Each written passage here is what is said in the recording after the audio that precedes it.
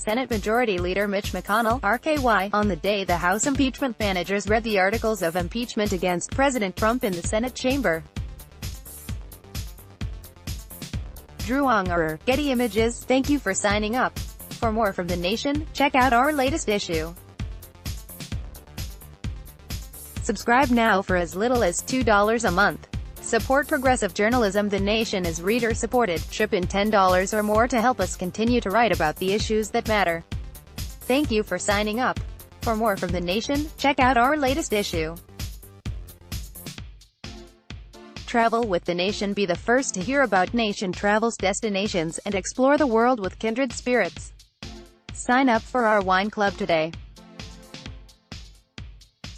Did you know you can support The Nation by drinking wine? Speaker of the House Nancy Pelosi has, once again, revealed herself to be a devastating wartime tactician. She has put the country in the best possible position to see Donald J. Trump, criminal president of the United States, brought to justice. She has done this over the doubts of some progressive commentators, myself included, the squeamishness of moderates in her own party, and over the objection of Trump's Republican Party. Ad policy. Next week, the Republican empire strikes back. Donald Trump is impeached forever. There is now nothing Senate Majority Leader Mitch McConnell or Senate Republicans can do to save Trump's legacy. On Tuesday, the Republicans will start the hard work of saving Trump's job. Why they want to do this is an issue for criminologists and future historians trying to explain the demise of the Republican Party. How they will try to do this is an issue for our times. Let's first dispense with the notion that anything we see next week will have anything in common with a trial. In a real trial, a judge is empowered to enforce rules of decorum and engagement in keeping with American traditions of justice and fairness. In impeachment trials, the majority of the Senate sets the rules, enforces the rules, and can vote on whether the rules have been violated. If a majority of the Senate called for trial by combat, there's nothing, constitutionally speaking, to stop them. A real trial also features an impartial judge or jury. Thursday, the senators swore an oath to do impartial justice. But also on Thursday, Republican Senator Martha McSally sneered at a reporter from CNN, calling him a liberal hack, for asking McSally if she would consider new evidence against Trump provided by Lev Parnas. Republicans couldn't even pretend to be impartial on the day they promised to be. They're not going to go home for the weekend, stream Pinocchio, and come back determined to be real senators. Next week, the only limit to Mitch McConnell's power will be what a physical majority of the Senate is willing to go along with. Pelosi has made it as hard as possible for McConnell to maintain the 51 votes he needs to do whatever he wants. By refusing to transmit the articles of impeachment for as long as she possibly could, Pelosi created time for Republicans to waver. She gave time for additional evidence to be brought to bear against the president. It now appears that McConnell does not have the votes to dismiss the case against Trump outright. It's even possible that he doesn't have enough votes to prevent the calling of witnesses.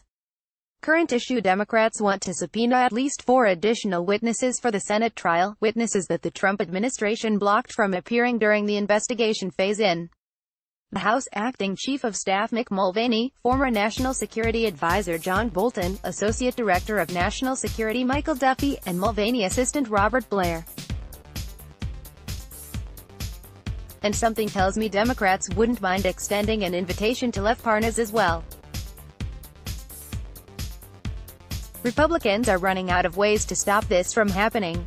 According to a Quinnipiac poll, 66% of Americans want to hear at least Bolton testify.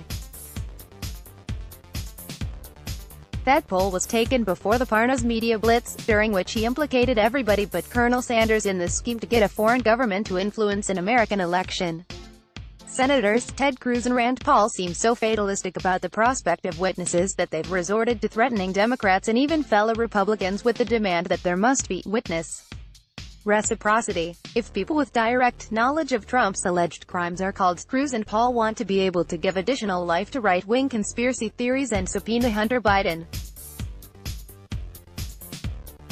I would trade Hunter Biden, Joe Biden, and an entire Acela car full of puppies and Care Bears for Bolton and Mulvaney. Reciprocity plan reeks of desperation from a Republican Party too used to Democrats being afraid of their own shadows. Should witnesses be called? Pelosi is ready.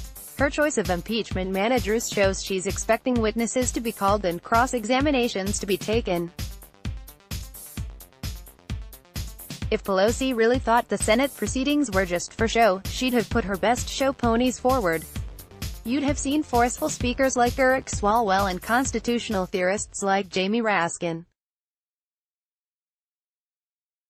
You might have seen Justin Amash for his bipartisan appeal, or Rashida Tlaib for her early, and very outspoken, impeachment zeal.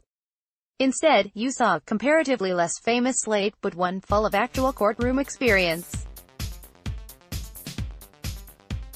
Pelosi tapped white-collar litigator and Army Ranger Jason Crow, former police chief Val Demings, former Judge Sylvia Garcia, and former litigator for Viacom and CBS Hakeem Jeffries, to go along with Adam Schiff, Jerry Nadler, and Zoe Lofgren. That's not the slate you pick to go on cable, that's a slate you pick to go to court. And it still has the kind of regional, gender, and racial diversity you should demand from the modern Democratic Party. More from Mistal. In contrast, Trump just named his team of representatives. In addition to longtime personal lawyer Jay Sekulow and White House counsel Cipollone, Trump named Alan Dershowitz, Pam Bondi, and former Bill Clinton prosecutors Ken Starr and Robert Ray. Those are the lawyers you pick to go talk about you on television while you sit in jail waiting for your trial to start. But like I said, this isn't a real trial. And if Mitch McConnell can't make it a pure show, he's going to make it a lawless brawl. In the fight to obstruct the proper functioning of American democracy, McConnell is functionally undefeated. McConnell is already toying with obscuring parts of the proceedings by refusing to let C-SPAN use its cameras to cover the gavel-to-gavel event. While McConnell might be forced by the sheer demands of the American public to call witnesses, the public does not seem as interested in forcing the Senate to subpoena the documents the Trump administration has thus far refused to hand over. The template for the impeachment trial might be the Brett Kavanaugh confirmation hearings. You'll remember that after the defection of then-Senator Jeff Flake, McConnell was forced to allow time for an investigation into claims that Kavanaugh was an attempted rapist. You'll also remember just what that investigation amounted to, a perfunctory week during which the FBI investigated no additional claims against Kavanaugh, his friends were not hauled in to testify, and witnesses who called the FBI to share their testimony about Kavanaugh were not even called back. You'll remember that 50 senators voted to confirm Brett Kavanaugh anyway. Republicans are not looking for the truth, they're looking for cover.